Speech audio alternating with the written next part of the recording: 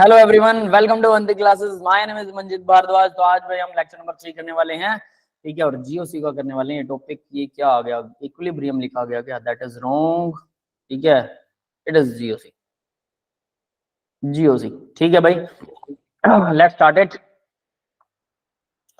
तो रीकैप में हमने प्रीवियस ईयर क्वेश्चंस ही किए थे, न्यूमेरिकल व स्टोरी दोनों आते हैं। तो distillation technique most studied for the separating glycerol from spent lye in the soap industry is. भाई थ्योरेटिकल क्वेश्चन है, प्योरली थ्योरेटिकल है। किसी को कोई आइडिया है, कुछ ढूंढ के इधर उधर से कोई दिमाग लगा के बता सकते हैं तो जस्ट टेल मी। मैंने आज कैप डाल लिया, पता है ठंड हो रही है ज्यादा। पर दिख रहा है वैसे आपकी वीडियो सेम ईयर सर। तो दिख रहा है, थैंक यू भाई। मुझे ठंड लग नहीं रही थी कल, मेरे कान बहुत ठंडे हो गए थे, तो मुझे लगा कि आज ठीक है, बीमार होने कैप से हो अच्छा, बीमार होने से तो अच्छा। बताओ फिर फटाफट इसका कोई तिकड़मबाजी लगाओ। Distillation technique most studied for separating glycerol from spent lie in the soap industries. Glycerol को अलग किया जाता है, ग्लिसरोल को अलग करके सोप वोप बनाया जाता है ना। फ्रैक्शनल डिस्टिलेशन से करते हैं, स्टीम डिस्टिलेशन से करते हैं, डिस्टिलेशन अंडर रिड्यूस प्रेशर करते हैं, या सिंपल डिस्टिलेशन से करते हैं। सारे डिस्टिलेशन ही है, ठीक सर है। अब डिस्टिलेशन आप में रिड्यूस प्रेशर अक्कड़ बक्कड़ लगा दो कुछ, है ना। अंडर रिड्यूस्ड प्रेशर है, ये भी अक्कड़ बक्कड़ ही लगा रखा है। ये अक्कड़ वक्कड़ नहीं है सर, ये अभिजय नहीं है, पांडे की शब्द है, गलत नहीं होगा। अच्छा ऐसा है क्या? पक्की बात है। सर मैंने अगर बोला आंसर, तो गलत नहीं हो सकता। आंसर ये रहा आपकी स्क्रीन के सामने, पढ़ लो फिर कौन सही है कौन गलत है। सर वैसे तो मैंने रिड्यूस्ड अंडर प्रेशर ही बोला था। कहाँ से निकाला फिर ये आंसर? सर अभिजय पांडे की वाणी है सर, गलत नहीं हो सकती। वाह बेटा, फिर हम लोग पढ़ाई लिखाई छोड़कर आपकी वाणी पर ही ध्यान दें गुरुदेव, सही है। इनसे पूछ लो भाई कि कोई मंत्र बता दो हमें, आईआईटी क्वालिफाई करने का जरूरत क्या है। इट्स ऑल अबाउट नोइंगनेस, याद रख लेना। अगर आपके तुक्के भी सही हो रहे हैं तो इसका मतलब आपने लिटरेचर कहीं ना कहीं पढ़ा हुआ है, इसलिए आप अंदाजा ठीक लगा पा रहे हैं। There is always a hard work behind the scene, पीछे हमेशा कुछ ना कुछ हार्ड वर्क होता है, याद रख लेना। अब एक तुक्का सही होने का मतलब ये नहीं कि अभिजय ने बहुत मेहनत कर रखी है, ऐसा बिल्कुल नहीं। ठीक है। बस 4 सेकंड के लिए खुशी बहुत हुई थी मुझे। चलो। Glycerol with high boiling point, इसका बॉइलिंग पॉइंट इतना, और देखो क्योंकि थ्योरेटिकल क्वेश्चन है, आपने अगर नहीं पढ़ रखा है तो यहीं पर पढ़िए, जहां उलझो वहीं सुलझो। 290 डिग्री सेल्सियस बॉइलिंग पॉइंट होता है। Can be separated from spent life by distillation under reduce pressure. Pressure को कम करके डिस्टिल्ड करते हैं, दिस प्रोसेस 290 डिग्री सेल्सियस इसका बॉइलिंग पॉइंट होता है। हाई बॉइलिंग पॉइंट है 300 डिग्री पर। तो डिस्टिलेशन करेंगे, टेम्परेचर तो इतना ही देना पड़ेगा और प्रेशर थोड़ा घटा देंगे। This process used to purify liquid having high boiling point. ये प्रोसेस, अब ये देखो, डिस्टिलेशन अंडर रिड्यूस प्रेशर को यूज ही किया जाता है जिनका हाई बॉइलिंग पॉइंट होता है। By this method liquid is made to boil at lower temperature. तो देखो, अगर प्रेशर कम कर देते हो तो लिक्विड जो है वो बॉइल हो जाएगा लोअर टेम्परेचर पर। क्यों? 290 डिग्री सेल्सियस टेम्परेचर अगर मैं बढ़ाऊं, उसकी बजाय अगर प्रेशर कम कर दूं तो ये बॉइलिंग पॉइंट रिड्यूस हो जाएगा। पता है ऐसा क्यों होगा? मुझे ये कोई बता सकता है?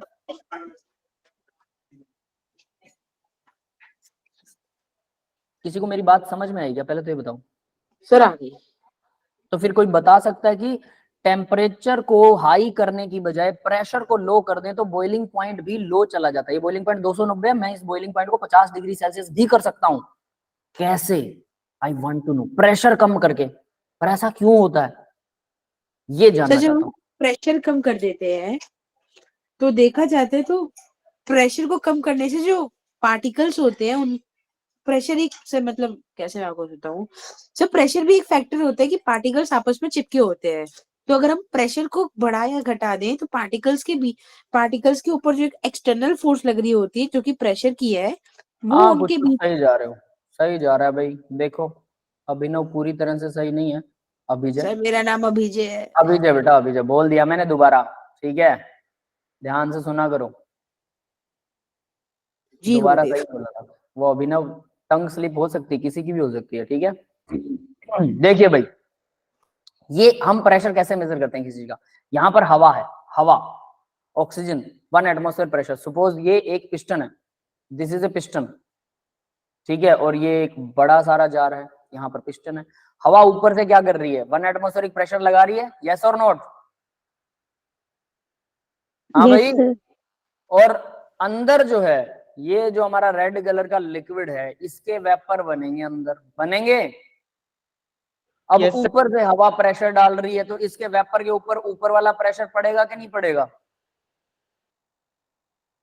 तो Yes. ये प्रेशर हाई होगा, डेफिनेट सी बात, ऊपर प्रेशर हाई होगा तो ये वेपर को बनने ही नहीं देगा, ये वापस इनको लिक्विड बना देगा। अगर ऊपर लो प्रेशर होगा तो प्रेशर वेपर ज्यादा बनेंगे, वेपर ज्यादा बनेंगे मतलब हम अगर, अब ध्यान देना, what is boiling point? Boiling point होता है जब बाहर का प्रेशर और अंदर जो वेपर का प्रेशर है अगर दोनों बराबर हो जाए, that is called boiling point. उस टेम्परेचर पर बॉइल होने लग जाएगा लिक्विड। तो अगर मैं बाहर का प्रेशर कम कर दूं तो अंदर जो वेपर प्रेशर बना रहे हैं ऑटोमेटिकली वो बढ़ जाएगा, और दोनों अगर बराबर हो जाएं तो बाहर वाले के बराबर अगर अंदर वाला प्रेशर हो गया तो मैं प्रेशर कम कर रहा हूँ, कम कर रहा हूँ, कम कर रहा हूँ, अंदर वाला प्रेशर तो उतना ही रहेगा वेपर का। समझ लो मेरी बात? एक पर्टिकुलर टेम्परेचर पर, रूम टेम्परेचर पर पानी हवा में उड़ता रहता है, उसके वेपर बनते रहते हैं, ठीक है। अगर मैं बाहर का प्रेशर कम कर दूं तो वेपर का प्रेशर तो उतना ही रहना, वाटर का। हवा भी नहीं है इसके अंदर, याद रख लेना, कहीं आप सोच रहे हो अंदर हवा है, हवा अंदर कुछ नहीं है, सिर्फ वेपर्स हैं वाटर के। तो अंदर वाटर के वेपर का प्रेशर तो बराबर रहेगा 25 डिग्री सेल्सियस पर, लेकिन बाहर का प्रेशर अगर मैं कम कर रहा हूँ, कम कर रहा हूँ, कम कर रहा हूँ, और बाहर का प्रेशर भी जो वेपर का प्रेशर उसके बराबर कर दिया, तो क्या होगा? अपने आप पानी बॉईल होना शुरू हो जाएगा, 25 डिग्री पे ही बॉईल होना शुरू हो जाएगा। अब आपको लगेगा 100 डिग्री वाला 25 पे कैसे हो जाएगा? तो बॉईल होगा तो इसका मतलब अगर हम उसमें फिंगर डाल दे तो वो जल जाएगी? नहीं जलेगी, टेम्परेचर तो 25 ही है, बट उसके वेपर्स का प्रेशर बाहर वाले प्रेशर के बराबर हो गया, इसलिए बॉईल वैसे ही उबलता हुआ नजर आएगा आपको। समझ में आ गया ये? तो बॉइलिंग पॉइंट क्या होता है? एक्सटर्नल प्रेशर और वेपर का प्रेशर जब बराबर हो जाता है, that is called boiling point. समझ में आ गया सबको? Yes, sir. तो अगर Yes, किसी sir. लिक्विड का बॉइलिंग टेम्परेचर जो है, बॉइलिंग पॉइंट जो है हाई है, तो क्यों ना मैं उसका बाहर का वेपर जो बाहर का एक्सटर्नल प्रेशर है उसको कम कर दूं। एक्सटर्नल प्रेशर को अगर कम कर दूंगा तो उसका बॉइलिंग पॉइंट कम हो जाएगा, जिससे मुझे टेम्परेचर, एक्सटर्नल प्रेशर तो एक बार कम करना है, ठीक है। कोई इंस्ट्रूमेंट, कोई ऐसी ट्यूब मैं अंदर यहाँ पर बना दूं, एक अंदर एक ऐसी ट्यूब बना दूं जिसका प्रेशर बहुत कम है, एक्सटर्नल वाले से, ये एटमॉस्फेरिक प्रेशर से बहुत कम है, तो क्या होगा? अंदर का प्रेशर अगर जीरो है तो यहाँ वेपर का प्रेशर भी अगर जीरो होगा, जीरो भी होगा तो भी ये उबलने लग जाएगा, कोई दिक्कत ही नहीं। तो ये है वो रीजन जिसकी वजह से हम कहते हैं कि भाई टेम्परेचर बढ़ाने की बजाय प्रेशर तो एक ही बार कम करना है, परमानेंट उस बॉक्स में एक बार एनर्जी कम लगेगी, तो टेम्परेचर बढ़ाने की बजाय प्रेशर कम कर दो, जिसकी वजह से एक्सटर्नल प्रेशर, जिसकी वजह से वेपर का प्रेशर उसके बराबर आएगा, तो बॉइलिंग पॉइंट आ जाएगा। दैट इज द रीजन कि यहाँ पर बॉइलिंग पॉइंट के ऊपर ऐसा हो रहा है। क्लियर है बेटा? सबको समझ में आ गया? Yes, sir. Sir. Next question, the correct order of the acidity of the following compound is. Acidity देखो भाई, वैसे ये एडवांस का क्वेश्चन आ गया 2016 में, ठीक है। अब एडवांस की चलेंगे क्या? मुझे लग रहा है 4-5 क्वेश्चन आगे एडवांस के आगे, बाय मिस्टेक आ गए, बट कोई बात नहीं, ठीक है, हम करेंगे इसको। अब देख लेना एडवांस का क्या लेवल होता है, आपको समझ में आएगा आज, ठीक है। जीओसी के ऊपर कर रहे हैं, एसिडिटी बतानी है, सबसे आसान क्वेश्चन होता है एसिडिटी बताने का। Acidity of the following compound is, correct order बताना है एसिडिटी का। कैसे निकालते हैं एसिडिटी? कार्बोक्सिलिक एसिड है ये OH, ये नहीं H छोड़ता, ये भी छोड़ता है, but carboxylic acid are always acidic than OH। तो भाई ये H छोड़ देगा, ये बन गया नेगेटिव आयन, ये H छोड़ देगा, ये भी बन गया नेगेटिव आयन, ये H छोड़ेगा, ये भी बन गया नेगेटिव, सबका H लीव करवा दो और नेगेटिव आयन बना दो, सबका H गया, नेगेटिव आयन बन गया। यहां तक सबको समझ में आया? Yes, sir. अब नेगेटिव आयन बन गया, तो अब अगर नेगेटिव आयन जो ज्यादा स्टेबल है, तो जितना नेगेटिव आयन स्टेबल है उतना ही वो एसिड स्ट्रॉन्ग होगा। क्यों? क्योंकि वो H को लेगा नहीं, उसे जरूरत नहीं है, H को छोड़ दिया, गया, जा खेल बेटा, है ना, अब मुझे तेरी जरूरत नहीं है। तो जो H को जितना जल्दी छोड़ देता है वही उतना ही एसिडिक होता है और वापस नहीं लेता। तो अब हमें ये देखना है कि इनमें से नेगेटिव आयन कौन सा स्टेबल है। तो ये नेगेटिव आयन है, C डबल बॉन्ड O के ऊपर, यहाँ पर नेगेटिव है। OH क्या होता है? इलेक्ट्रॉन डोनेटिंग इन नेचर होता है, इलेक्ट्रॉन एक्सेप्टिंग इन नेचर होता है? बताओ। Donate. डोनेट भी करता है, और ऑक्सीजन इलेक्ट्रोनेगेटिव होता है, तो इसलिए एक्सेप्ट भी, कुछ कुछ खींच के रखता है अपनी तरफ इलेक्ट्रॉन, खींच के। तो अगर ये खींच के रख रहा है और डोनेट भी कर रहा है, तो ऑर्थो पर अगर ये डोनेट, ऑर्थो पर यहाँ डोनेट करेगा तो यहाँ नेगेटिव आएगा, फिर यहाँ के बाद में ये यहाँ अटैक करेगा तो ये यहाँ नेगेटिव आएगा, फिर यहाँ अटैक करेगा, है ना, तो ये यहाँ नेगेटिव आएगा, यानी इस कार्बन पर नेगेटिव आएगा। जो हम रेजोनेंस चलाते हैं, इस वाले OH का भी यही आएगा। अगर मेटा पर कोई OH लगा तो उसका नेगेटिव कहाँ आएगा? वो यहाँ इलेक्ट्रॉन डोनेट करता है तो यहाँ नेगेटिव आ रहा है, फिर उसके बाद क्या, एक छोड़ के यहाँ नेगेटिव आ रहा है, फिर एक छोड़ के यहाँ नेगेटिव आ रहा है। इस कार्बन पर नेगेटिव नहीं आ रहा। ये समझ में आया सबको? Yes sir. तो इसका मतलब ये 3 जगह नेगेटिव है, ये 3 जगह नेगेटिव है। यहाँ तो जिस कार्बन पर CO पर नेगेटिव चार्ज है उसी कार्बन पर नीचे नेगेटिव है, यहाँ उस कार्बन पर नीचे नेगेटिव नहीं आ रहा बल्कि साइड वालों पर आ रहा है। इसके केस में देखते हैं, यहाँ डेफिनेटली नेगेटिव आएगा क्योंकि ये तो 2 लगे हुए थे, ये 1 लगा हुआ है। तो भाई ये क्या होगा, ये कम एसिडिक है, ये ज्यादा एसिडिक होगा उसके मुकाबले क्योंकि ये एक ही OH है। और पैरा वाला, ये पैरा वाला पर है तो ये भी, अगर ये यहाँ जाता है तो यहाँ नेगेटिव आता है, फिर एक छोड़ के यहाँ नेगेटिव आएगा, फिर एक छोड़ के यहाँ नेगेटिव आएगा, सॉरी एक छोड़ेंगे यहाँ नेगेटिव आएगा, है ना। तो इसमें भी इस पर नेगेटिव आ रहा है। अब पैरा का इफेक्ट ज्यादा होता है, ऑर्थो का इफेक्ट ज्यादा होता है। यही कहानी समझनी है। ऑर्थो के साथ ये OH के साथ कहीं हाइड्रोजन बॉन्ड तो नहीं बना रहा, इंटरनल स्ट्रक्चर। अब जरा ध्यान देना, ये वाला इंटरनल स्ट्रक्चर भी बना सकता है। कैसे?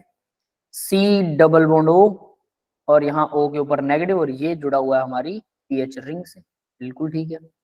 यहाँ एक ट्विस्ट है, वो ट्विस्ट आपको समझाने की कोशिश कर रहा हूँ। Slightly positive slightly negative OH है, ऑक्सीजन पर permanent negative, hydrogen bond H bond. Yes, clear है भाई? Yes sir.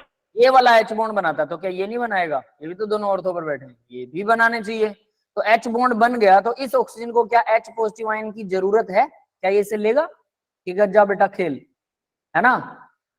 मुझे अब तेरी जरूरत नहीं, तू मुझे छोड़ के गया था ना, I will not come back. Clear है? Yes sir. तो ये थोड़ा आकड़ू टाइप है, ठीक है, ढीला पीला इंसान नहीं है। तो ये भी एसिडिक है, ये भी अच्छा एसिडिक है, ये बना सकता है। ये वाले दोनों तो ऐसा नहीं करेंगे। तो अब मुझे कोई करेक्ट ऑर्डर को थोड़ा गैस करके बता सकता है? मैंने काफी कुछ बता दिया है कि कौन सा करेक्ट ऑर्डर होगा। जस्ट लेट मी नो, बताओ भाई।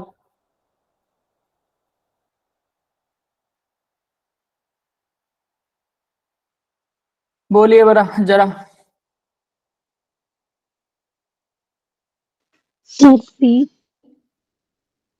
सबसे ज्यादा, मैं पूछ रहा हूं, सबसे ज्यादा एसिडिक कौन सा होगा? Third one. थर्ड नहीं, फर्स्ट सबसे ज्यादा होना चाहिए ना। वो दो तरफ OH बैठा है। देखो अब इसके साथ क्या होता है, मैंने जब ये बता दिया तो ये भी अब आपको समझ आना चाहिए। C डबल बॉन्ड O, अब मैं इस डबल बॉन्ड O को थोड़ा ऐसे लगा देता हूँ, ठीक है, थोड़ा सा टेढ़ा करके, डबल बॉन्ड O नेगेटिव, क्योंकि ये ऐसा ही कुछ होता है एक्चुअल में। नीचे लगा हुआ है फिनोल। तो देखो डबल बॉन्ड जब ये इधर आता है तो इस पे हो जाता है नेगेटिव, और ये इधर से डबल बॉन्ड बना लेता है। तो ओवरऑल हम क्या कहते हैं, इसके अंदर एक चीज बोली जाती है, रेजोनेंस में जब ये होता है तो ये एक्चुअल में ये डबल बॉन्ड होता ही नहीं, ये सिंगल बॉन्ड होता है। और डबल बॉन्ड तो रेजोनेंस हाइब्रिड ना, यहाँ पर बन जाता है, यहाँ पर भी बन जाता है, ऐसे बनता रहता है। तो यहाँ पर भी नेगेटिव रहता है स्लाइटली, यहाँ पर भी स्लाइटली नेगेटिव, ओवरऑल 1 नेगेटिव हो जाता है। ठीक है, तो अब इसके साथ यहाँ लगा हुआ है OH स्लाइटली पॉजिटिव, यहाँ भी लगा हुआ है OH slightly positive, slightly negative, slightly negative. क्या होगा, ये हाइड्रोजन बॉन्ड इधर से बन गया, ये इधर से बन गया। देखो डबल डबल OH बॉन्ड बन गए, मतलब ये दोनों को स्टेबलाइज कर देगा। ये हाइड्रोजन बॉन्ड है, H बॉन्ड। यस बेटा, क्लियर है सबको? Yes sir.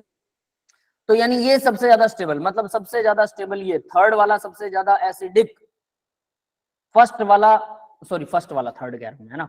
फर्स्ट वाला सबसे ज्यादा एसिडिक, थर्ड वाला दूसरे नंबर पर एसिडिक, फिर इन दोनों में तीसरे और चौथे नंबर पर कौन होगा? अब जरा इसका गैस बताओ।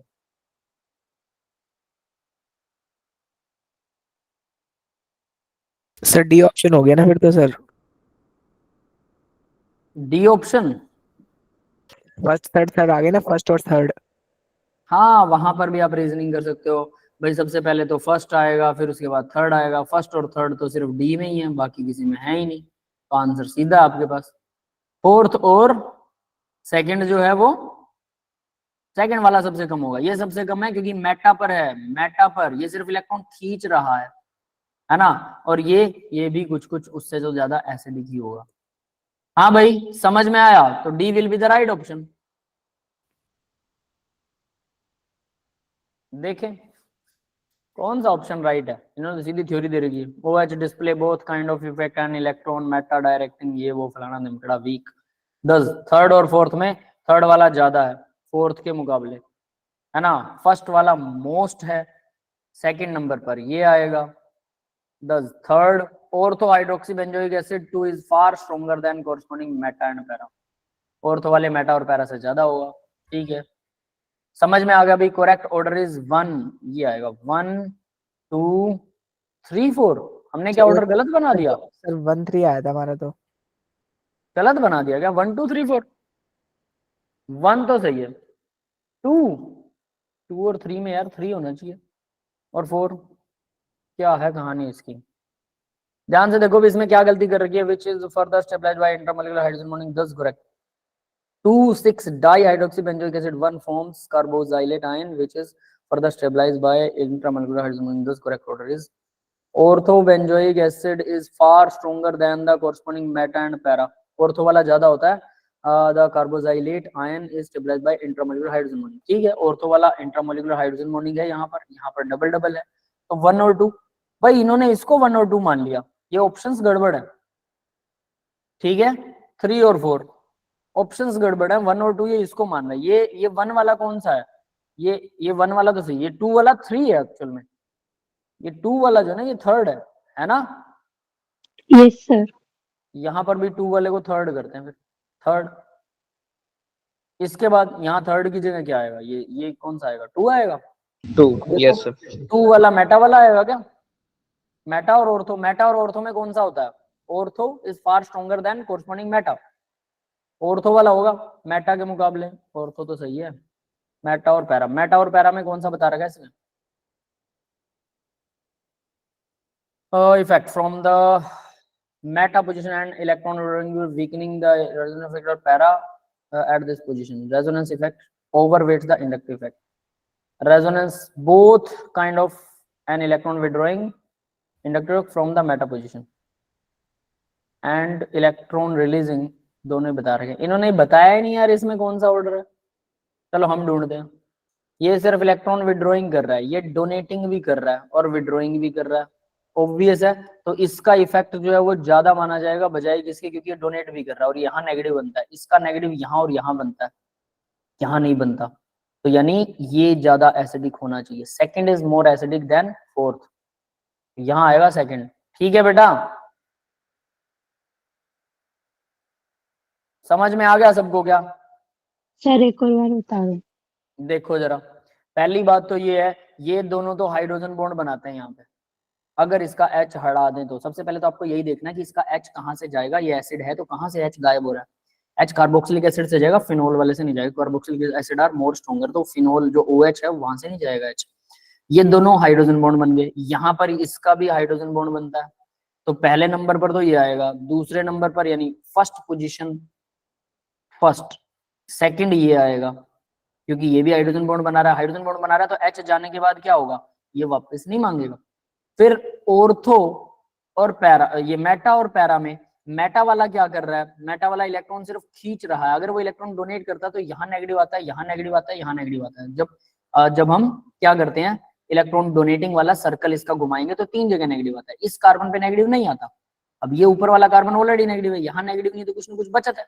लेकिन जब यही काम हम नीचे वाले के साथ करते हैं, पैरा वाले के साथ, तो क्या होता है, यहाँ नेगेटिव आ रहा है, यहाँ नेगेटिव आ रहा है, फिर यहाँ नेगेटिव आ रहा है, तो यानी इस कार्बन पर नेगेटिव आ रहा है और यहाँ ऑलरेडी ऊपर वाले कार्बन पर नेगेटिव है, ऑक्सीजन पर, है ना, क्योंकि H जा चुका है। तो भाई दो नेगेटिव यहाँ एडजेसेंट पोजीशन पर, तो ये इसको H जल्दी चाहिए होगा, ये कहेगा मुझे H चाहिए, वापस ले लेगा, इसलिए it is not stable. Yes, clear है बेटा? हाँ सर। यानी थर्ड नंबर पर ये आएगा, ठीक है, और फोर्थ नंबर पर ये आएगा एसिडिटी ऑर्डर, ठीक है। बहुत इंपॉर्टेंट होते हैं एसिडिटी ऑर्डर, आपको ये समझ में आया तो इसको 2 बार याद करना, याद रख लेना, क्योंकि इसमें अभी तो कोई ऑप्शन ही मैच नहीं हो रहा फिर, है ना। हाँ, उन्होंने ना 1 2 3 एक्चुअल में बेटा उन्होंने 1 2 3 4 गड़बड़ कर रखा है, ठीक है। इन्होंने अपने हिसाब से इसको 1 मान रखा है, इसको 2 मान रखा है, जबकि ये वहां ऑप्शन में तो थर्ड है। क्लियर है? Yes sir. तो इन्होंने नंबरिंग गलत दे दी, इस वजह से ऑप्शन मैच नहीं हो रहा, वो कोई बात नहीं, हमने उसको करेक्ट कर दिया, ठीक है।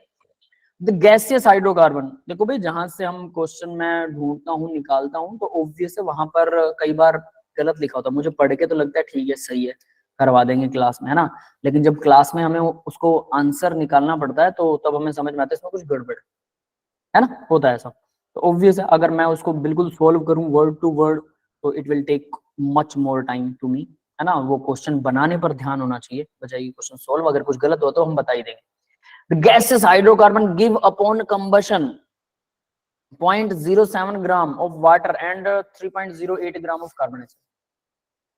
भाई हाइड्रोकार्बन है, ये क्वेश्चन हम पहले भी कर चुके हैं, है ना। The empirical formula of the hydrocarbon is, carbon बता रहे हैं। बताओ इसकी रिएक्शन सभी बच्चे एक साथ बोलेंगे, जैसे क्लास में बोलते हैं ए फॉर एप्पल, तो बताओ भाई सी एक्स, हम भी एबीसीडी कर रहे हैं, H Y plus X plus Y by 4. Y by 4, O2 arrow क्या लगता है X X carbon by dioxide plus y by 2 Y by water. 2 H2. ये हमारी इक्वेशन है, ठीक है। वैसे इस इक्वेशन का यहाँ पे यूज होगा तो वो देख लेंगे, ग्रामों में दे रखा तो यूज याज तो नहीं कुछ होने वाला। यार हाइड्रोकार्बन है अपॉन कंबशन इतने ग्राम ऑफ वाटर निकालता है, वाटर के ग्राम बता रखे हैं, हमें पता है अगर वाटर 1 मोल भी बनता है तो 18 ग्राम होता है, ठीक है। तो ऑब्वियस है, और इतने ग्राम ऑफ कार्बन डाइऑक्साइड, तो कार्बन डाइऑक्साइड को तो अपने को पता ही है ना। अगर ये एक्स है मतलब अगर कार्बन 1 है, अगर कार्बन 12 ग्राम है 1 कार्बन, तो कार्बन तो वाटर की तो कार्बन डाइऑक्साइड कितना निकलता है 44 ग्राम CO2। यस, ये तो क्लियर है ना। Yes sir. क्योंकि अगर मैं इसको 1 मान लेता हूं तो 1 कार्बन मतलब अगर x 1 है तो कार्बन डाइऑक्साइड इतना निकलेगा। अब उसने कितना बोला 3.08 ग्राम कार्बन डाइऑक्साइड निकाल रहा है वो, है ना। तो भाई 3.08 अगर कार्बन डाइऑक्साइड निकाला, उल्टा लिखना पड़ेगा, ठीक है। 44 ग्राम अगर CO2 है, देन कार्बन यूज्ड कितना, कार्बन यूज हुआ 12 ग्राम, ठीक है भाई। और अगर 3.08 है, 1 की वैल्यू निकाल लेना, 1 के लिए डिवाइड चलता है, 12 डिवाइड बाय 44 होगा और 3.08 से मल्टीप्लाई हो जाएगा। इतना तो आता है, वरना वो 5वीं क्लास वाले बच्चों की तरह 1 की वैल्यू नहीं निकालूंगा। बताओ भाई कितना आएगा, कैलकुलेट योरसेल्फ, जल्दी से कैलकुलेशन करो और बताओ कार्बन का अमाउंट कितना होगा। सही कैलकुलेशन करना, मेरे को गलत मत बताना, ये क्वेश्चन ही गलत करवा दो। 11 कितना 1129.37. हे भगवान, इतनी लंबी चौड़ी 1000, इतने ग्राम आ जाएंगे। नहीं थोड़ा सर बहुत 1000 कैसे आ रहा है सर? कमाल कर रहे हो, 12 8 96 रहने दो तुम लोग, 96 12 दूना 24 12 36 लो डिवाइड बाय 44। अब बताना इसमें 1000 कैसे आ सकता है, 0 पॉइंट आएगा यार, कमाल कर रहे हो। हाँ वो सॉरी सर हमने पता है गलती कहाँ की है, हमने 44 को पहले 3 से मल्टीप्लाई कर दिया, उसके बाद उसे 12 से मल्टीप्लाई कर दिया। मल्टीप्लाई करे जा रहे हो, डिवाइड नहीं कर रहे क्या। 3.08 को मल्टीप्लाई करोगे 12 से और फिर उसको डिवाइड कर दो 44 से यार। नहीं मैंने 44 ऊपर ले लिया सर था 0.9 इसलिए। समथिंग आएगा कुछ। समझ गया, 0.84 आ रहा है, 0.84 नहीं 9 सर भी नहीं आ रहा 0. ग्राम, ठीक है। तो कार्बन का तो पता लग गया हमें, अब वाटर का बताओ। वाटर का कैसे निकालेंगे, 72 ग्राम पानी है।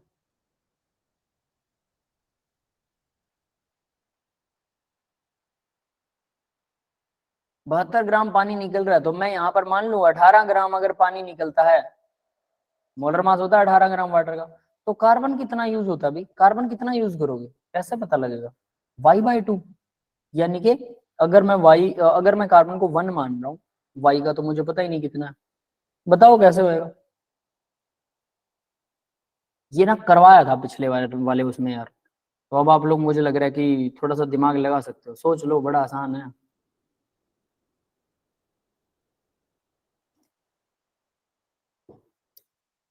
इसने क्या पूछा है, हाइड्रोजन पानी पूछा है, वाटर पूछा है, क्या है पिछले केस में ना हाइड्रोजन था, अगर याद हो किसी को।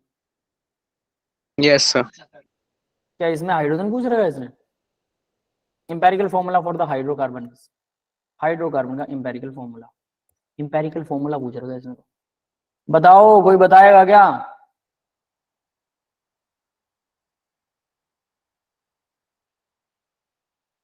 कार्बन का पता लग गया 84 ग्राम है, हाइड्रोजन कितने हैं पता नहीं, अगर कार्बन एक्स है तो हाइड्रोजन वाई होते हैं, अब वाई हाइड्रोजन है तो Y by two water release होता है, यहीं से अंदाजा लगा लो यार। अगर वाई हाइड्रोजन है, if hydrogen is Y then water कितना, water Y by two mole, mole है ना ये, अगर Y Yes, mole sir. Hydrogen है तो ठीक है। अब वाई बाई टू का मतलब, अब यहां से उन्होंने पानी दे रखा आपको, कितना दिया हुआ है, ये सोचो। हाँ व्योम बेटा बोलो।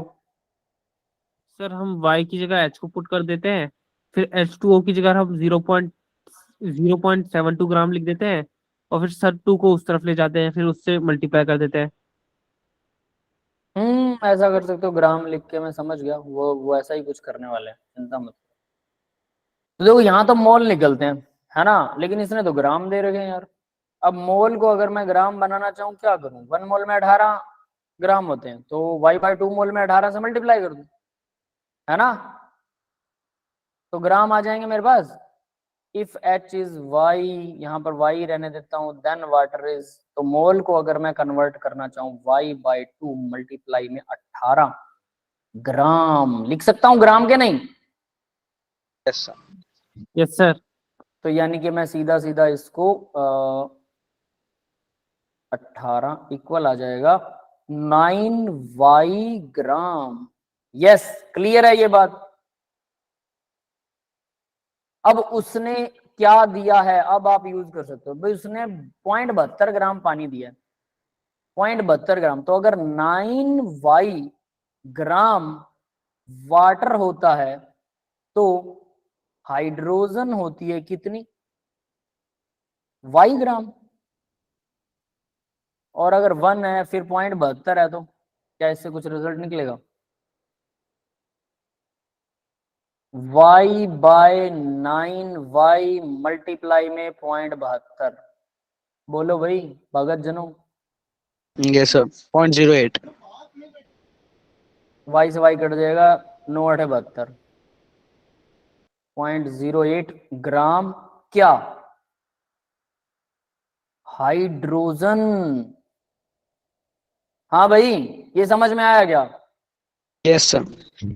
हाइड्रोजन का अमाउंट ग्राम में पता लग गया आपको, कार्बन का अमाउंट भी ग्राम में पता लग गया, इतने ग्राम कार्बन इतने ग्राम हाइड्रोजन, इनके नंबर ऑफ मोल बना सकते हो क्या, किस किस को नहीं बनाने आते, वो चुल्लू भर पानी लो और उसमें अपना नाक और मुंह दोनों डुबो लो, थोड़ी देर में डूब जाओगे, फिर उसमें तैर लेना, तैरना तो आपको आता ही होगा, फिर वापस जी जाओगे, है ना, सही है। चुल्लू भर पानी में भी हमारे बच्चे तैर के जिंदा है अभी तक, मतलब उनको चुल्लू भर पानी में भी तैरना आता है, ये सही है। जल्दी बताओ फिर, मोल बता दो यार, नहीं आते मेरे को लग रहा है ना। 1 मोल में कितनी चीजें होती हैं ये तो बता दो। Sir 6.022 into 10⁻⁻23। वाह ये तो पता है सबको, बहुत बढ़िया, कमाल कर दिया आप लोगों ने तो, है ना। देख लो, ये कार्बन का अमाउंट है, कार्बन यूज्ड 12 ग्राम, तो भाई कार्बन का हमें अमाउंट पता है, तो यहाँ पर मोल बनाएंगे हम, mole of carbon equal given mass divided by molar mass, 12.60 12 6 72 12 7 84 0.707 मोल। हाँ भाई क्लियर है ये बात, Yes, sir. Given mass by molar mass, तो इधर भी वही लगाना है, हाइड्रोजन, क्या हमने हाइड्रोजन के लिए सही किया था, y बाई टू हाइड्रोजन होते हैं, y बाई टू वाटर होते हैं, क्या था भाई फॉर्मूले में, y बाई टू हाइड्रोजन नहीं है यार, ये गड़बड़ कर दी मैंने, y बाई टू क्या था, मोलर मास था, और y क्या था, इफ y इज, अच्छा y हाइड्रोजन है, सही है सही है सही है सही है, y हाइड्रोजन है तो इतने ग्राम हाइड्रोजन आ गया, ओनली हाइड्रोजन एटम, ठीक है। तो भाई इसका molar mass, mole of hydrogen कितने आएंगे, given mass divided by molar mass that is 1, क्या आएगा, तो सेम ही आ गया, मोल। क्लियर है, यस सर। तो जब आपको कार्बन और हाइड्रोजन का दोनों का मोल पता लग गया तो यहाँ पर आप क्या फॉर्मूला, एम्पेरिकल फॉर्मूला नहीं बना सकते क्या?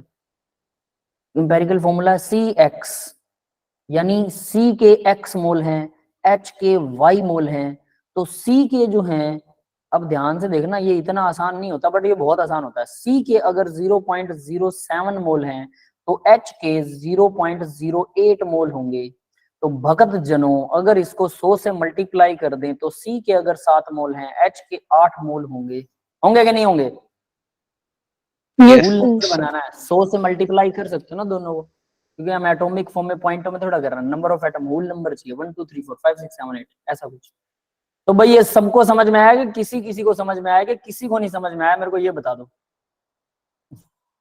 सर समझ में तो आ गया।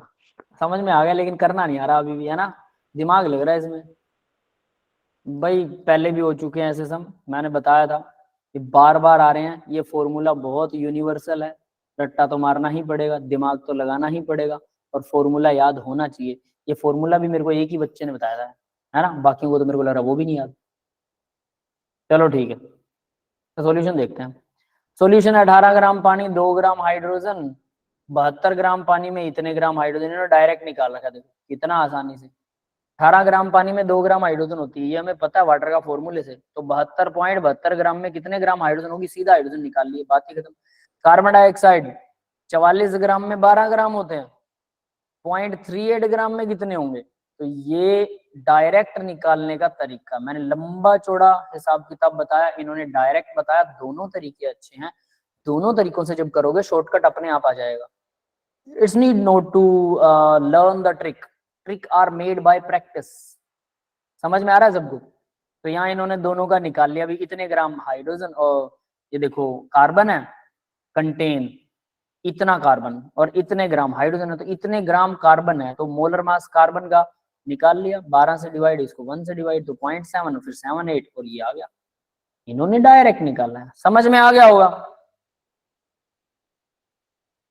अब किसी को ये तरीका आसान लग रहा है, बहुत अच्छी बात है, लेकिन अगर पीछे वाला तरीका अगर आप करते हैं तो ये आपको लर्निंग पावर बढ़ाएगा और फिर ये तरीका बहुत आसान लगेगा। अगला क्वेश्चन देखो, आगे बढ़ सकते हैं? Yes, sir. Yes, sir. ठीक है, तो नेक्स्ट क्वेश्चन देखते हैं। ये आज बच्चों का पार्टिसिपेशन भी कम है, बच्चे भी कम है, किस लिए भैया? आपकी क्लास में कम क्यों है बच्चे?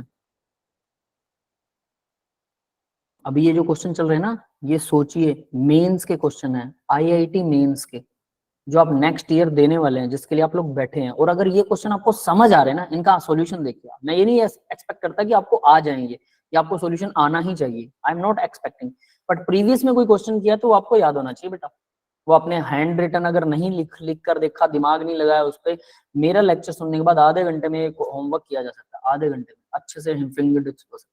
आधा घंटा भी अगर आप नहीं लगा पा रहे हो घर पे बैठ के, और उसके अलावा भी आपको कम से कम 1 घंटा प्रैक्टिस करनी चाहिए, जो कि मैं कहता हूँ, लेकिन अगर आप नहीं कर पा रहे हो तो इसका मतलब हम क्या कर रहे हैं पता है?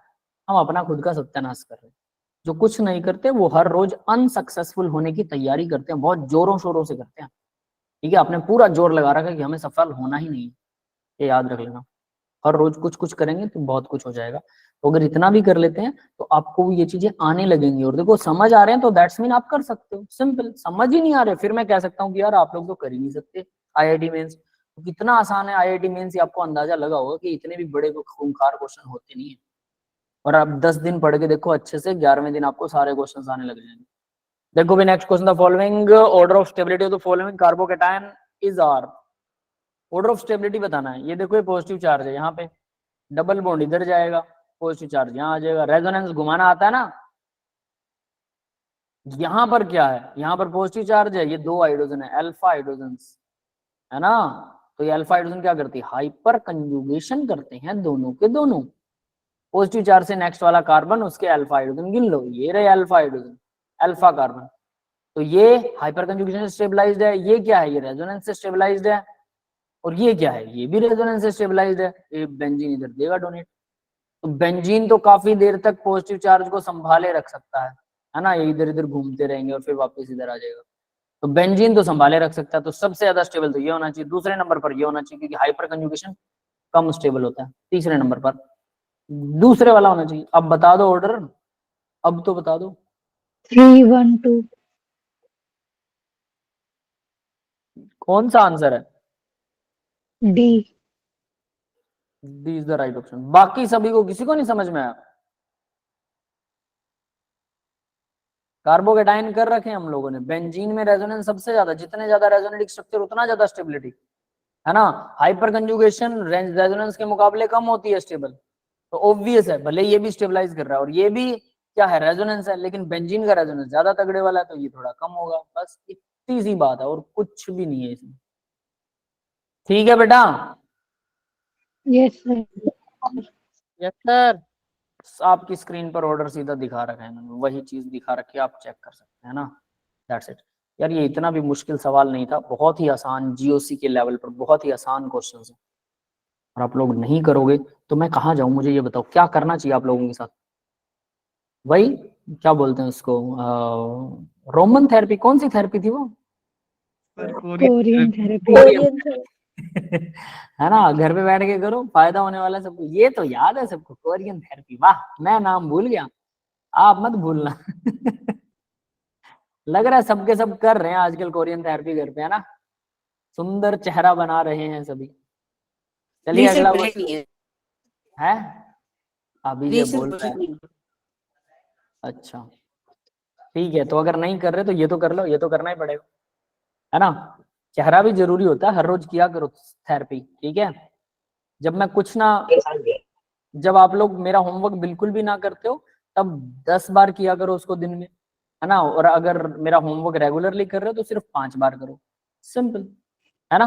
नहीं सर, रिलैक्स। क्रीम बहुत है फिर क्रीम बहुत है? Korean therapy.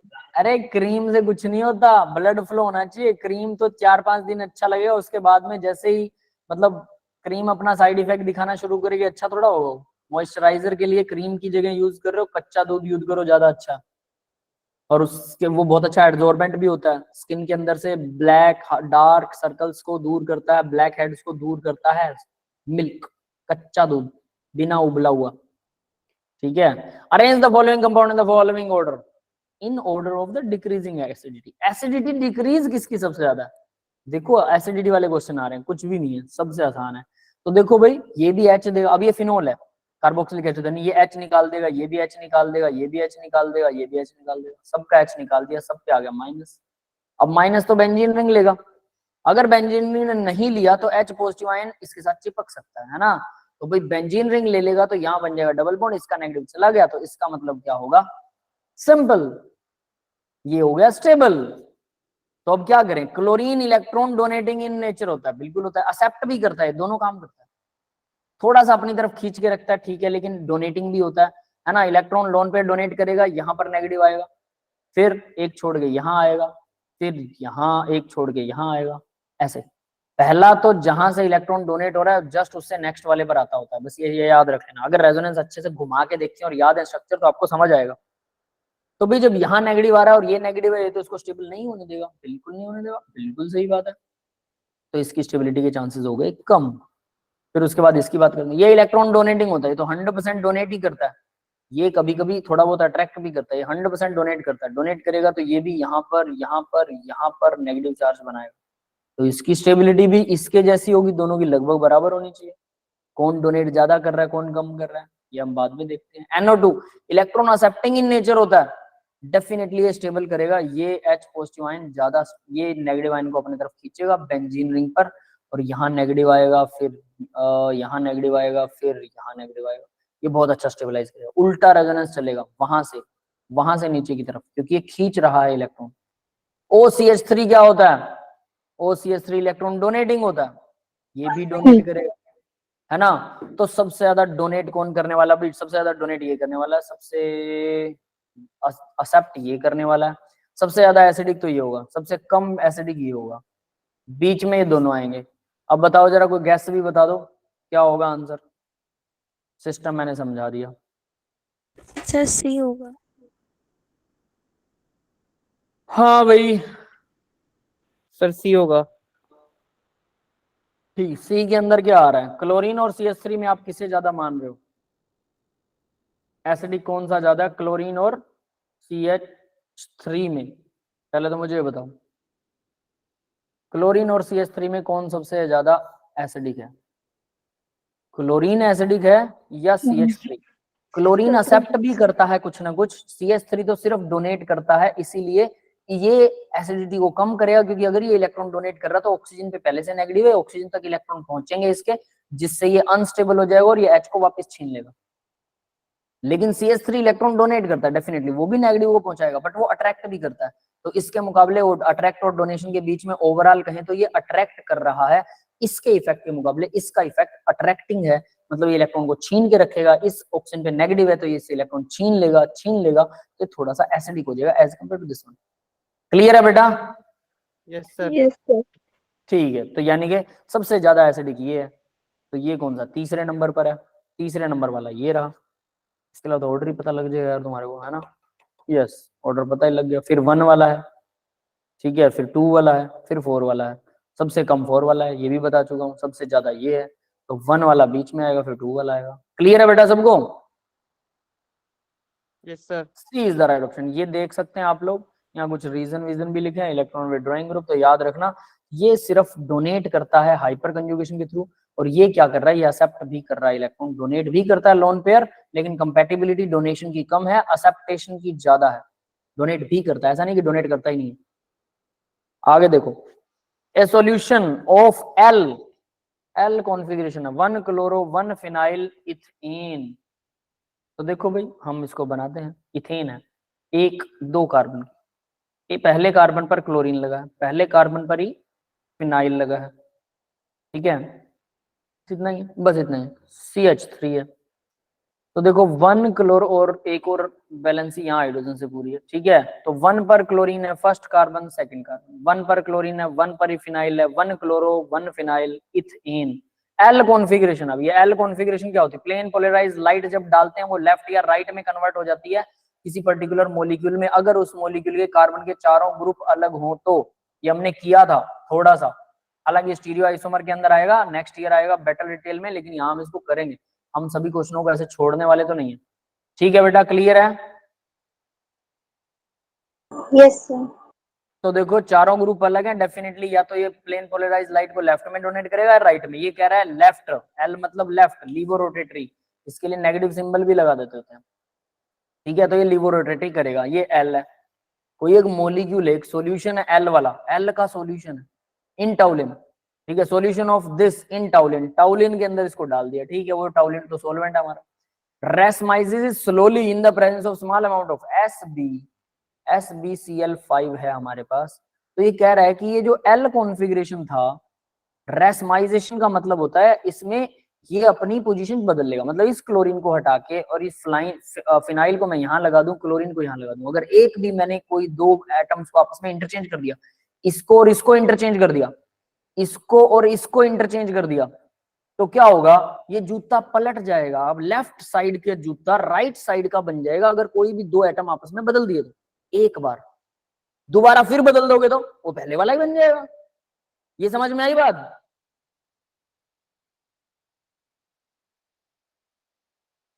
मेरी ये बात सबको समझ में आई? मतलब कोई प्लेन पोलराइज लाइट को लेफ्ट में रोटेट कर रहा है, अगर मैं उसके 2 एटम घुमा दूं तो वो राइट में रोटेट करने लग जाएगा। फिर से 2 एटम घुमा दूं, कोई भी 2 दोबारा घुमा दो, यानी उनको इंटरचेंज कर दो उनकी पोजीशन, तो वो राइट में हो जाएगा। तो ये कह रहा है कि SbCl5 के अंदर वो रेसमिक हो गया, मतलब D और L दोनों का मिक्सचर बन गया SbCl5 में। तो SbCl5 क्या कर रहा है? वो क्लोरीन को निकाल रहा है और वापस क्लोरीन को फिर से जोड़ रहा है, निकाल रहा है, जोड़ रहा है, निकाल रहा है, जोड़ रहा है, due to the formation of. तो क्लोरीन कहां जाएगा? क्लोरीन नेगेटिव को ये लेके चला जाता है, याद रखना। Sb क्लोरीन नेगेटिव को, पूरा नेगेटिव यानी कार्बोकैटायन बनाएगा, carbocation is the right option. Yes, clear है सबको? देखो क्या था, हाँ बेटा क्लियर है क्या? Yes sir. ठीक है, ये देखो ये थी रिएक्शन, इन्होंने एरो खा गई है, ठीक है। ये बना कार्बोकैटायन, क्लोरीन को ले गया वो, ठीक है। यहां से क्लोरीन को कौन लेके जाएगा? ये क्लोरीन को यहां से ले गया SbCl5, ये ले गया क्लोरीन को, ठीक है। प्लस में SbCl6 नेगेटिव बनेगा, नेगेटिव इन्होंने लगाया नहीं, ठीक है। तो ये क्लोरीन ले गया, पॉजिटिव चार्ज बन गया। अब क्लोरीन नेगेटिव फिर से इस पे अटैक करता है, यहाँ अटैक इस तरफ अटैक कर सकता है, इस तरफ भी कर सकता है। तो देखो लेफ्ट साइड करेगा, राइट साइड करेगा, तो प्लेन पोलराइज्ड लाइट को लेफ्ट या राइट में कन्वर्ट कर देगा, इसलिए ये रेसमिक मिक्सचर बनाता है। रेसमिक मिक्सचर मतलब ये लेफ्ट में भी रोटेट करेगा, राइट में भी, दोनों तरह के mixture D and L mixture फिर से बन जाएगा, मॉलिक्यूल फिर से वही बनेगा, ये था एल और ये मॉलिक्यूल फिर से वही बनेगा। यस बेटा, क्लियर है सबको ये? Yes, sir. That's it. तो अब इस स्ट्रक्चर को, इस फॉर्मूले को और इस इक्वेशन को याद रखना, यहाँ से आपको डीओएल कॉन्फ़िगरेशन का कुछ आइडिया आ जाएगा। इन एलीन, एलीन एक मॉलिक्यूल होता है भाई, एलीन का मॉलिक्यूल किसको पता है कैसा होता है? डबल बॉन्ड होते हैं, continuous double bond, that is allene. हाँ भाई, डबल बॉन्ड 2 बार होते हैं, उसी को एलीन कहते हैं। किस किस को पता है ये, या किसी को नहीं पता? ठीक है, शिक्षा को पता है, व्योम को भी पता है, बाकी हमारे बच्चे? सर जो सिंगल बॉन्ड है वो ANE होते हैं, डबल बॉन्ड ENE होते हैं और ट्रिपल बॉन्ड YNE होते हैं। ठीक है, ये मुझे भी पता था, लेकिन इससे हमारे एलीन का क्या मतलब है? एलीन क्या होता है? आई एम आस्किंग एलीन। आपने बताया सही है, लेकिन वो रेलेवेंट नहीं है। मैं एलीन पूछना चाहता हूँ क्या होता है। C3H4 का मॉलिक्यूल दे रखा है इन एलीन, ये एलीन का मॉलिक्यूल है, कोई बना सकता है इसका मॉलिक्यूलर स्ट्रक्चर? नोटबुक और पेन लेके बैठा करो पहली बात तो। आप लोग पता है 12th क्लास के सारे बच्चे नोटबुक और पेन लेके बैठते हैं, पता नहीं आप लोग कब सुधरोगे, है ना। 4 कार्बन है, 4 हाइड्रोजन है, लो इन दोनों के बाद, ये है एलीन का मॉलिक्यूल, रट्टा मार लेना इसका, this is allene. Carbon carbon में डबल बॉन्ड, एडजेसेंट कार्बन पे तीनों कार्बन, तीनों के बीच में double bond, that is allene. समझ में आ गया क्या? Yes sir. Yes, sir. इसको याद भी करना है, नोटबुक लेके खुद बनाया करो साथ में। पता है मैं ऑर्गेनिक पढ़ाता हूँ 12th वालों को, वो नोटबुक लेके बैठते हैं और मेरे को बोलते हैं सर रुकना, सर पिछली स्लाइड दिखाना, हम नोट कर रहे थे आंसर। वो लिख लिख के देखते हैं, मैं समझा रहा हूँ वो लिख रहे हैं, लिख लिख के समझते हैं। उसके बिना ऑर्गेनिक नहीं हो सकती, ये मैंने आपको भी बताया, पर हम सुनना ही नहीं चाहते, है ना। हमारे कान बंद हो जाते हैं जब कोई काम की बात हमें कहता है कि भाई ये लिख लेना, तो कान बंद, सुना ही नहीं दिया। ऐसे ही है? No sir. ऐसा नहीं है? ठीक है, तो नोटबुक लेके बैठा करो, अब भी उठा लो नोटबुक और पेन। उसके बिना ऑर्गेनिक अगर कर रहे हो तो समझ लेना, वो कहते हैं ना कि एरोप्लेन सीख रहे हो, एक बंदा आपको थ्योरी सुना रहा है, अभी ऐसे करके हैंडल मोड़ना है, इधर मोड़ना हो तो ऐसे करके, इधर मोड़ना हो तो, आपने कहा हाँ हाँ आ गया मेरे को, कोई चक्कर नहीं, है ना। उसके बाद में पता नहीं कितने आदमियों को मारोगे आप लोग, खुद तो मरोगे ही, है ना। वही कहानी जिस दिन एरोप्लेन चलाने को मिल गया वही है ना। तो ऐसा इंजीनियर मैं नहीं बनाना चाहता भाई, जिसके पुल गिर जाए। इंजीनियर ऐसा होना चाहिए, अगर रिक्टर स्केल पर अगर अर्थक्वेक आ जाए, 12 रिक्टर स्केल का भी, 7, 8, 9 तक के आते हैं, मैं कह रहा हूँ 12 का भी आ जाए, तब भी पुल को खरोंचना पड़े, चाहे बाकी पूरी दुनिया डूब जाए, कोई परवाह नहीं। ऐसा पुल होना चाहिए। समझ में आया कि हमने जहां पैर रख दिया, फिर वो अंगद का पैर है, कोई नहीं उठा सकता। समझ गए ना। तो हमने जो चीज बना दी उसमें कोई नुक्स नहीं निकाल सकता। तो दैट इज द आ जाएगी लास्ट। क्या बेटा? सर 12 मैग्नीट्यूड के अर्थक्वेक के बाद तो वही सिचुएशन आ जाएगी कि आदमी को गुफा के अंदर रहना पड़ेगा। बेशक, लेकिन पुल नहीं टूटना चाहिए, याद रख लेना यही नोट डाउन कर इंजीनियरिंग है। लीजिए। देखो एक्सट्रीम इंजीनियरिंग, एक्सट्रीम साइंस का एक एग्जांपल बताता हूँ। जो एस्ट्रोनॉट है ना, एस्ट्रोनॉट जो चांद वांद पे जाते हैं, तो वहां पर एरो, वो उसका जो स्पेस सूट खुलता है और फिर वो नीचे गिरता है, क्या बोलते हैं उसको, एक पैराशूट खुलता है और वो प्लेन नीचे लैंड करता है मून पे। बंदों को भेजना था वहां पे, तो कहते हैं कि वहां पर सिर्फ 2 ही बंदे थे, सुनिए मेरी ये स्टोरी, 2 ही बंदे थे जो इसको पैकिंग ऑफ पैराशूट जानते थे। मून पे पैकिंग ऑफ पैराशूट, यहाँ आम तो हवा का प्रेशर सब कुछ पता होता है और बहुत एक्सपेरिमेंटेड होता है, तो फैक्ट्रियां बनाती हैं लंबे चौड़े लेवल पर। मून पे हवा नहीं है, खुलेगा कैसे भाई साहब?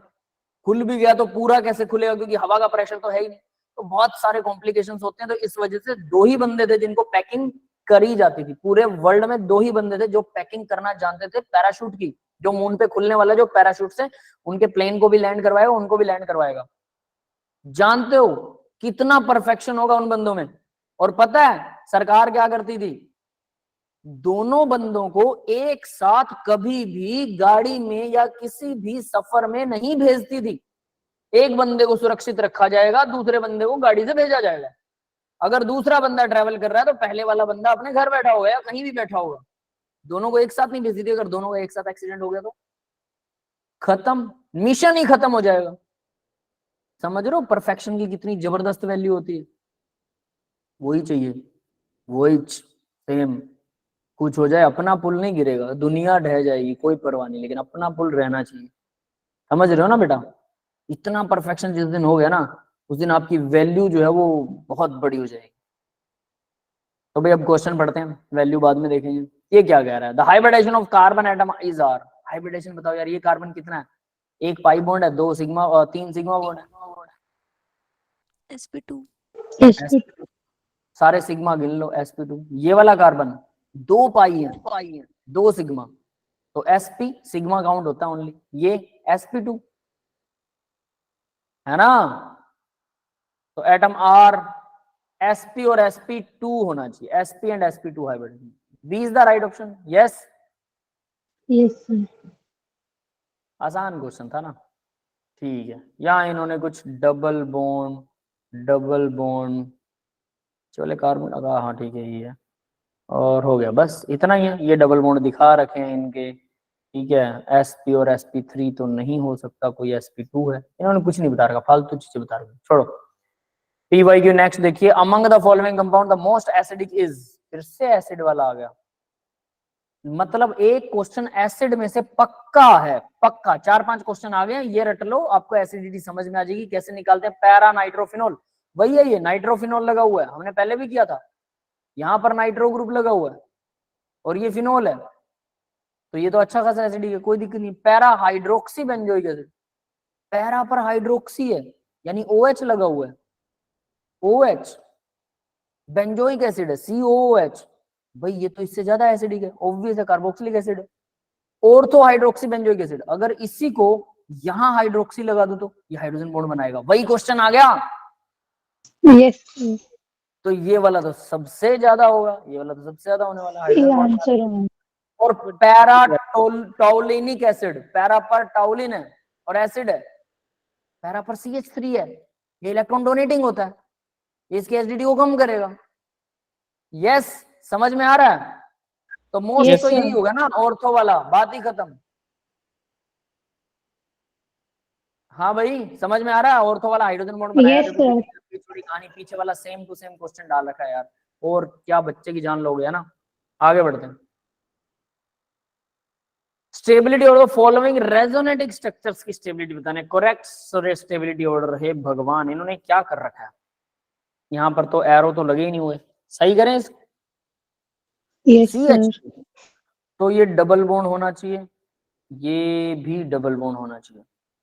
नाइट्रोजन पर नेगेटिव चार्ज है, इस नाइट्रोजन के 4 बॉन्ड है, पॉजिटिव चार्ज हो गया, इस नाइट्रोजन में नेगेटिव चार्ज है, इसका मतलब 2 इलेक्ट्रॉन तो आ गए इसके, इसमें होते हैं 5 इलेक्ट्रॉन, एक हो गया लोन पेयर, 4 इलेक्ट्रॉन हो गए, और 5 होते हैं तो 1 इलेक्ट्रॉन, ये हो गया 5वां। नेगेटिव चार्ज है, इसका मतलब 6 इलेक्ट्रॉन है। ये लो, इस नाइट्रोजन के पास 2 लोन पेयर है, इसके पास एक भी नहीं है।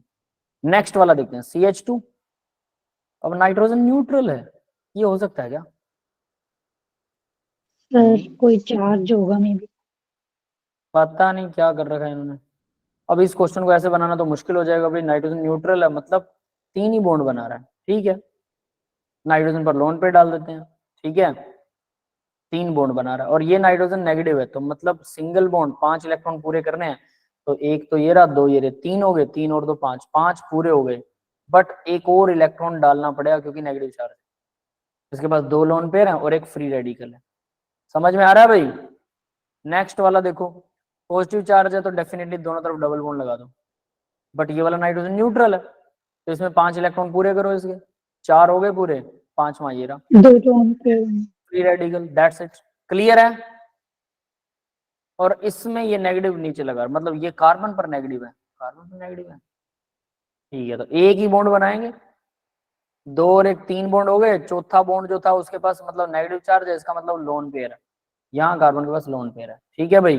और नाइट्रोजन न्यूट्रल है तो इसके 3 बॉन्ड पूरे कर दो विद लोन पेयर, एक लोन पेयर हो गया, और ये नाइट्रोजन ये भी न्यूट्रल है, इसके डबल बॉन्ड है, 2 इलेक्ट्रॉन दोगे 4 इलेक्ट्रॉन हो गए, 5वां इलेक्ट्रॉन, ये लो बन गया। ये है इसका स्ट्रक्चर। क्लियर है बेटा? Yes sir. Yes sir. ठीक है, मैंने सिर्फ इलेक्ट्रॉन्स पूरे किए हैं और अगर एक्स्ट्रा है तो एक एक्स्ट्रा डाल दिया नेगेटिव चार्ज के हिसाब से, उस हिसाब से काउंट किया। तो ये बोल रहा है कि भाई कौन क्या है, correct stability order of the resonatic structure is. ये सारे एक ही मॉलिक्यूल के स्टेबिलिटी ऑर्डर बताना आपको कि सबसे ज्यादा स्टेबल कौन सा होगा। सर तीसरा वाला सबसे ज्यादा स्टेबल है। तीसरा सबसे ज्यादा स्टेबल है। कैसे? कार्बन पर नेगेटिव है, इलेक्ट्रोनेगेटिव एलिमेंट तो नाइट्रोजन है, इस पर होना चाहिए, इस पे पॉजिटिव है। यहां देखो नाइट्रोजन पर नेगेटिव है, नाइट्रोजन पर पॉजिटिव है, ये इधर आएगा ट्रिपल बॉन्ड बन जाएगा, लेकिन नाइट्रोजन फिर ये इधर चला जाएगा, कार्बन पर नेगेटिव आ जाएगा। बताओ। सेकंड होना चाहिए ना, तो बीच वाला न्यूट्रल है तो शायद नेगेटिव चार्ज। ये होना चाहिए नेगेटिव चार्ज, अगर इधर आता है तो ये कार्बन पर इधर नेगेटिव आ जाता है, ये कार्बन पर नेगेटिव आ जाएगा, फिर याद रख लेना अगर ये इधर आया तो। और साथ में इसके पास एक अच्छा फ्री ओके रेडिकल सर। भी है, ये देखो फ्री रेडिकल भी है इसके पास। ये कहानी तो ज्यादा खराब है, फ्री रेडिकल वाले तो भूल जाओ। मैं नहीं समझता कि फ्री रेडिकल वाला कोई स्टेबिलिटी गेन करने वाला है। Free radical electron accepting in nature होता है, वैसे भी इसका तीसरा बॉन्ड नहीं बन रहा है, इसका तीसरा बॉन्ड, ये तो बेचारा ज्यादा ही नेगेटिव भी लेके बैठा है, इलेक्ट्रॉन भी लेके बैठा है। तो ये दोनों तो मुझे नहीं लगते भाई, आप लोगों को क्या लगता है वो भी बताओ। फिर उसके बाद ये और ये, इन दोनों में से बताओ, ये नेगेटिव है कार्बन ना, तो 2 लोन पेयर होने चाहिए। अरे नेगेटिव है कार्बन, मैंने इसको गलत बनाया, रुको रुको रुको रुको। पन सिंगल बॉन्ड बनाएगा, 3 और 1 4 बॉन्ड हो गए, तो नाइट्रोजन और पॉजिटिव कैसे हो सकता है? ये नाइट्रोजन यहाँ पर ट्रिपल बॉन्ड बनाएगा, फिर पॉजिटिव दिखा रहे हो तो ट्रिपल बॉन्ड के साथ में न्यूट्रल है ये, तो एक लोन पेयर होगा। ठीक है, ये लो, ये थोड़ा गड़बड़ है भाई, हाँ अब बनेगा ये सही। अब देखो नाइट्रोजन पर पॉजिटिव,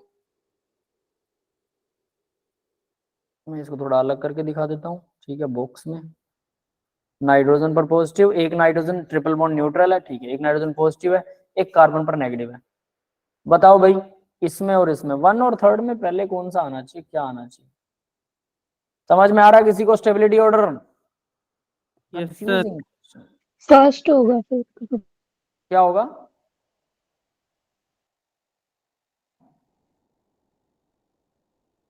हाँ चलो कोई बात नहीं, मैं आंसर दिखाता हूँ, फिर एक्सप्लेन कर सकता है कोई आंसर को देख के? Let's see the answer. पहला तीसरा दूसरा चौथा, पहला तीसरा दूसरा चौथा, पहला तीसरा दूसरा चौथा, B is the right option. ठीक है, अब कोई एक्सप्लेन कर दो मेरे को, आंसर आपके सामने है, सारी कहानी है, बस मैं एक्सप्लेनेशन चाहता हूँ। व्योम बेटा कुछ बोलना चाहते हो, बोलो।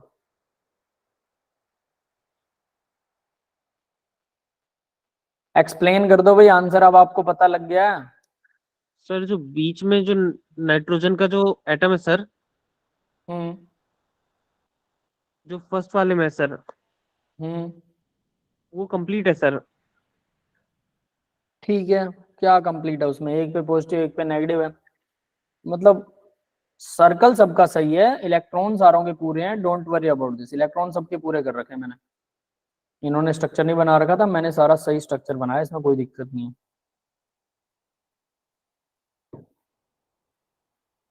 पहला सबसे पहले स्टेबल है, क्यों? नाइट्रोजन पर पॉजिटिव, नाइट्रोजन पर नेगेटिव है, नाइट्रोजन इलेक्ट्रोनेगेटिव है, पॉजिटिव नेगेटिव दोनों आसपास है, कोई दिक्कत नहीं है। अगर ये नाइट्रोजन नेगेटिव वाला इधर देता है तो दूसरा कार्बन पे नेगेटिव आ जाता है, कोई दिक्कत नहीं है। कैसे नेगेटिव आएगा, अब जरा ये देख लो। देखो क्या है, अगर ये नाइट्रोजन इधर लोन पेयर डोनेट करे, ट्रिपल बॉन्ड बनाए, नीचे ट्रिपल बॉन्ड बना हुआ है, देखो इस नाइट्रोजन पर लोन पेयर है एक ही, वहां 2 थे, यहाँ 1 हो गया, और ये कार्बन इधर आ जाएगा, नेगेटिव चार्ज, बिल्कुल इसी का रेजोनेटिक स्ट्रक्चर इसने तीसरा दिखा रखा है। समझ गए? Yes sir. अब दूसरा नेक्स्ट ये देखो, यहाँ पर क्या है, इसके अंदर 2 4 और 5 और एक 6 इलेक्ट्रॉन, इसके पास 1 इलेक्ट्रॉन सिंगल है, ये तो किसी कीमत पर नहीं होना चाहिए, लेकिन अगर ये भी अपना लोन पेयर डोनेट करे तो इधर से ये इधर आ जाएगा, तो इसके पास कितने 3 रह जाएंगे, और ये नेगेटिव हो जाएगा। ये इसका रेजोनेटिक स्ट्रक्चर है, ध्यान दे लेना, ये दोनों एक दूसरे के रेजोनेटिक स्ट्रक्चर हैं, इससे ये बनेगा, इससे ये बनेगा, और इससे ये बनता है, दोनों रेजोनेटिक स्ट्रक्चर है। तो पहले के बाद तो तीसरा ही आएगा, अगर पहला स्टेबल है तो तीसरा ही होना चाहिए, क्योंकि उसके बाद स्टेबिलिटी तो तीसरे की आएगी। कार्बन पे नेगेटिव कम स्टेबल होगा, नाइट्रोजन ज्यादा इलेक्ट्रोनेगेटिव है, ये वाला ज्यादा स्टेबल है, ये वाला कम है। समझ में आया? एक दूसरे के रेजोनेटिक स्ट्रक्चर है। फिर उसके बाद अगर बात करते हैं तो यहाँ पर भी नाइट्रोजन पर नेगेटिव और कार्बन पर नेगेटिव है, तो नाइट्रोजन पर नेगेटिव ज्यादा, इलेक्ट्रोनेगेटिव पर नेगेटिव चार्ज ज्यादा स्टेबल होगा, तो ये वाला दूसरा ज्यादा स्टेबल होगा। दूसरे के बाद में इसका रेजोनेटिक स्ट्रक्चर तो चौथा ही है, ये तो एक दूसरे के कह लो कंप्लीमेंट्री है, तो फिर फोर्थ ही होगा, तो ऑर्डर ये होगा। समझ में आया? हालांकि ये दोनों, अगर मैं ये मानूं ये दोनों स्ट्रक्चर किसी कीमत पर भी स्टेबल नहीं है, हाईली अनस्टेबल है, बट अगर इनमें भी स्टेबिलिटी ढूंढे तो ये वाला ज्यादा है और ये वाला कम है। समझ में आ गया सबको? Okay sir, yes sir. है ना? और ये एक नॉर्मल रेजोनेटिक साइकिल है, तो याद रख लेना भाई, रेजोनेटिक साइकिल तो याद रखने पड़ते हैं। तो 1 3 2 4 ऑर्डर है, आप देख सकते हैं कौन सा कैसे ओवरऑल स्टेबिलिटी हो रही है। नेक्स्ट देखो भी, in the following carbocation HCH3 that is most likely to migrate to positively charge carbon, वो पॉजिटिवली चार्ज कार्बन के ऊपर माइग्रेट कर जाएगा। ये क्या बना रखा है? ये तो मेरे को मॉलिक्यूल समझ में नहीं आ रहा। सर बॉन्डिंग ही दे रखी है। आप बनाते हैं बेटा, कैसे बनेगा? डबल बॉन्ड बना दूं? डबल बॉन्ड बना दो, लो बन गया। ये कार्बन के 4 पूरे हो गए, इस कार्बन के 4 पूरे हो गए, इसके 4 पूरे। ठीक है, अभी सही है, अभी क्लियर है? सर नीचे OH अरे HCH3 भी हाँ, तो है, नीचे भी फंक्शनल तो है। ग्रुप भी तो है। रुको रुको रुको, ठीक है, नीचे वाले तो हमने करे ही नहीं। ठीक है, अभी सही है, तो अभी क्या करें? ये तो थर्ड तीन ही, कार्बन में सर एक रह जाएगा। क्या? थर्ड कार्बन के तो पूरे ही नहीं हुए ना, जो तीसरे नंबर पे है। बाकी सबके पूरे हो गए। इसके साथ एक और H लगा दूं क्या? वैसे लगा तो नहीं सकते, इन्होंने दे ही नहीं रखा, तो क्या करें? या तो डबल डबल बॉन्ड लगेगा आई गेस। इसके साथ डबल बॉन्ड लगाओगे बेटा, डबल बॉन्ड, यहाँ डबल बॉन्ड लगा दूं, पर फिर वो ज्यादा इसके हो 5 हो जाएगा। जाएंगे। यहाँ डबल बॉन्ड लगा दूं, इसके 5 हो जाएंगे, तो दोनों ही गड़बड़ कर रहे हैं। इसके साथ H ही लगा देते हैं, कोई बात नहीं, देखते हैं इसमें, है ना? आंसर से भी कुछ कुछ पता लगेगा। ऐसे क्वेश्चंस खुद भी जगलिंग वाले करने चाहिए। The following carbocation HCH3 the most likely to migrate the positively charge carbon. अच्छा, ये पॉजिटिवली चार्ज है, समझ गया, ये लो ओके बन गया। सॉरी। ठीक है, अभी क्लियर है भाई सबको? Yes sir. C3 carbon positive. अब ये क्या कह रहा है क्वेश्चन, देखो जरा। द फॉलोइंग कार्बोकैटायन H और CH3 मोस्ट लाइकली माइग्रेट, ये माइग्रेट करेंगे पॉजिटिवली चार्ज कार्बन। इस कौन सा H माइग्रेट करेगा? अगर ये H माइग्रेट करता है यहाँ पर, तो इस कार्बन पर बनेगा पॉजिटिव चार्ज। तो ये कार्बन पहले बताओ कौन सा है भाई? 1 और इसके साथ 2 कार्बन जुड़े हुए हैं, 2 डिग्री है, ठीक है? Yes sir. तो ये 2 डिग्री है ये वाला कार्बन, और अगर यहाँ बनता है तो ये वाला भी 2 डिग्री होगा, तो घंटा फर्क नहीं पड़ रहा है इसको। इधर अगर ये वाला H माइग्रेट करता है तो ये कितना बनेगा? 1 2 और 3, ये 3 डिग्री बनेगा। समझ रहे हो? यस तो सर। C4 का H माइग्रेट करेगा तो 3 डिग्री बनेगा, तो C4 का H माइग्रेट करेगा। CH3HC4 तो भाई HHC4 ये रहा, HHC4 ये तो सही है ना? HHC4 समझ में आ गया? C4 पर जो H है, अगर ये माइग्रेट करे तो ये 3 डिग्री बना देगा, ये वाला 3 डिग्री बनेगा। अगर इसको मैं यहाँ माइग्रेट कर देता हूँ तो ये 3 डिग्री बन जाएगा। ठीक है, अब दूसरा CH3 कौन सा माइग्रेट करे? अगर ये वाला CH3 माइग्रेट करता हूं तो ये कार्बन क्या हो जाएगा भाई? ये कार्बन तो 1 डिग्री बन जाएगा, कार्बोकैटायन बनेगा यहाँ पे, 1 डिग्री हो जाए, है ना? अगर इस CH3 को माइग्रेट कर दूं मैं यहाँ पर, तो ये वाला 2 कार्बन डिग्री। कितना डिग्री बनेगा? ये इधर एक और एक, ये 2 डिग्री बनेगा तब, है ना? इसका भी एक CH3 चला जाएगा, तो C4 का ही CH3 जाना चाहिए, C4 का ही CH3 और C4 का ही H जाएगा, तो वो क्या बनेंगे? ज्यादा स्टेबल बनेंगे, माइग्रेट पॉजिटिवली चार्ज कार्बोकैटायन। समझ में आ गया भाई? मोस्ट लाइकली ये जाने चाहिए। क्लियर है? Yes sir. ठीक है, तो यहाँ पर HHC2 will migrate giving resonance stabilization carbocation. अब देखो यहाँ इन्होंने C2 बोल दिया, C2 वाला H अगर जाता है तो ये रेजोनेंट दिखाई देता है। कौन सा रेजोनेंस दिखाई देगा? C2 का H ये पॉजिटिव चार्ज है, तो यहाँ से क्या होता है? ऑक्सीजन अपना लोन पे डोनेट करेगी, तो ये डबल बॉन्ड बन जाएगा इसके साथ, है ना? माइग्रेटरी। Yes sir. ये OH तो हमने देखा ही नहीं, तो भाई ये तो गड़बड़ कर दी हमने। चलो कोई बात नहीं, देखते हैं जरा। OH पर ध्यान ही नहीं दिया था ना, अभी देंगे। ये बन गया पॉजिटिव चार्ज, ये बना हुआ है ऑलरेडी दिखा रखा है, ठीक है? और यहाँ पर भी CH3 है, तो देखो H शिफ्ट, ये रहा arrow, CH3 CH2 CH CH3 twice, CH3 twice ये रहा, CH ये रहा, तो CH CH3 ट्वाइस ये रहा, ये बन जाएगा CH2, ये बन गया CH2, और ये कार्बन का मतलब यहाँ से ये वाला H इधर शिफ्ट होगा, तो ये बन गया। क्लियर है बेटा सबको? ये क्या है? Yes. और उसके बाद में एक और चीज दिखा रखी है यहाँ पर, CH और CH3 ट्वाइस CH2, और ये कार्बोकेटाइन था CH2 के बाद CH3 ट्वाइस, यहाँ पर पॉजिटिव चार्ज। CH3 किसका उड़ाया भाई? इसने अब कुछ उड़ाया? ये दोनों में कोई फर्क है ऊपर और नीचे वाले में?